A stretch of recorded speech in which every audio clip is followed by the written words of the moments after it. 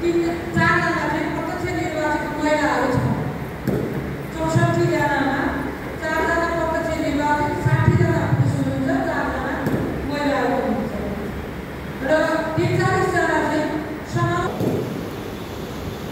अनि पहिलेको 5 वर्ष कार्यकालमा तराईतिरको एउटा उखान छ नि, नयाँ भन्छिया करेलामा झोल भनेर।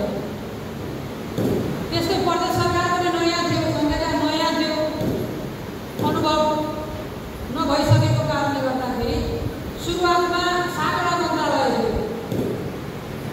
सागरा विषयगत समिति पनि थियो। अनि दल त्यो समितिमा कुनै पनि समितिमा महिलाले सभापतिको भूमिका निर्वाह गर्ने अवस्था थिएन, पाइएको थिएन।